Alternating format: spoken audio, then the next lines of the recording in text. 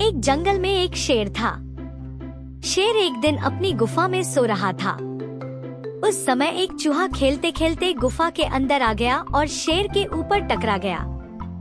शेर की नींद टूट गई। उसने अपने पंजे से चूहे को पकड़ लिया। गुस्से में आकर उसने कहा, तेरे पास हिम्मत है, मेरी नींद तोड़ दी, आज मैं तुझे खा जाऊंगा। चूहा विनती करते हुए बोला, महाराज मुझे मत मारिए, कृपया मुझे माफ कर दीजिए, मैं जीवन की भीख मांगता हूँ। कौन जानता है, शायद मैं भी एक दिन आपके किसी काम आ सकता हूँ। शेर ने चूहे की इस दीनहीन हालत को देखकर हंसते हुए कहा, तू इतना छोटा चूहा, तू मेरी कोई मदद कैसे कर सकता है?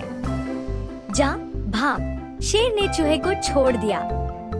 इस घटना के कुछ दिनों बाद शेर एक दिन शिकार पर निकला और एक शिकार के पिंजरे में फंस गया। पिंजरे की रस्सियां बहुत मजबूत थी।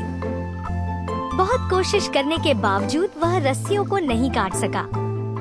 खुद को किसी भी तरह से मुक्त न कर पाने के कारण वह गुस्से में गर्जना करने लगा। शेर की भयंकर गर्जना सुनकर पूरा जंगल थर्राने लगा। चूहे ने उस गर्जना को सुना। उसे समझ में आया कि यह शेर की आवाज है। उसने बिना देर किए शेर के पास जाकर देखा कि वह एक मजबूत पिंजरे में फंसा हुआ है। चूहा शेर के पास जाकर हाथ जोड़ते हुए बोला, महाराज कृपया शांत हो जाइए, मैं इस शिकार के पिंजरे की रस्सियां काटकर आपको तुरंत मुक्त कर दूंगा। यह कहकर चूहा अपनी तेज दांतों से पिंजरे की रस्सियां काटने लगा। कुछ ही समय में शेर पिंजरे की बंधनों से मुक्त हो गया। चूहा फिर हाथ जोड़ते हुए बोला, महाराज मैं आपकी कृतज्ञता हूँ, आपने उस दिन मुझे दया करके छोड़ दिया था।